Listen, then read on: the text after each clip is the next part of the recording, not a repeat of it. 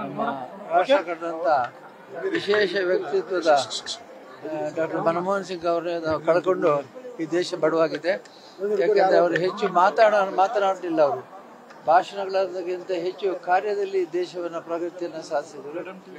ರಾಜ್ಯಸಭಾ ಸದಸ್ಯನಾದಾಗ ಅವರು ನಮ್ಮ ರಾಜ್ಯಸಭೆಗೆ ಬರ್ತಿದ್ರು, ಗಾಳಿ ಕುರ್ಚಿ ಹಿಡ್ಕೊಂಡು ಬರ್ತಿದ್ರು, ಭಾಗವಹಿಸ್ತಿದ್ರು ಮತ್ತು ಆಸಕ್ತಿಯಿಂದ ಎಲ್ಲ ಕಾರ್ಯಕ್ರಮವನ್ನು ವೀಕ್ಷಿಸ್ತಿದ್ರು.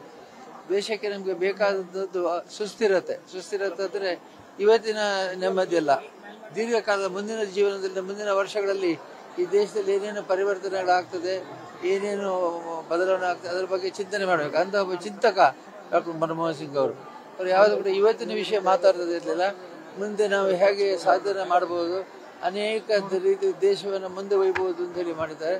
ಹಾಗಾಗಿ ನಾನು ಮತ್ತೊಮ್ಮೆ ನಮ್ಮ ಎಲ್ಲ ಸಮಾಜದ ಪರವಾಗಿ, ನಮ್ಮ ರಾಜ್ಯದ ಪರವಾಗಿ, ನಮ್ಮ ಎಲ್ಲ ವಿದ್ಯಾಸಂಸ್ಥೆಗಳ ಯುವಕರ ಪರವಾಗಿ ಡಾಕ್ಟರ್ ಮನಮೋಹನ್ ಸಿಂಗ್ ಅವರಿಗೆ ಶ್ರದ್ಧಾಂಜಲಿಯನ್ನು ಅರ್ಪಿಸ್ತೇನೆ. ಮತ್ತು ಅವರು ಮಾಡಿದಂಥ ಸೇವೆ ಶಾಶ್ವತವಾಗಿ ನಮಗೆ ಮುಂದಕ್ಕೆ ಜೀವನ ಕೊಡಲಿಕ್ಕಿದೆ, ವ್ಯಕ್ತಿತ್ವವನ್ನು ಕೊಡಲಿಕ್ಕಿದೆ ಮತ್ತು ನಮ್ಮ ದೇಶಕ್ಕೆ ಸಬಲತೆಯನ್ನು ಕೊಡಲಿಕ್ಕೆ ಎಂದು ನಾನು ಹೇಳಿ ಈ ಮಂಜುನಾಥ ಸ್ವಾಮಿ ಅವರ ಆತ್ಮಕ್ಕೆ ಶಾಂತಿಯನ್ನು ನೀಡಲಿ ಅಂತೇಳಿ ಪ್ರಾರ್ಥಿಸ್ತೇನೆ.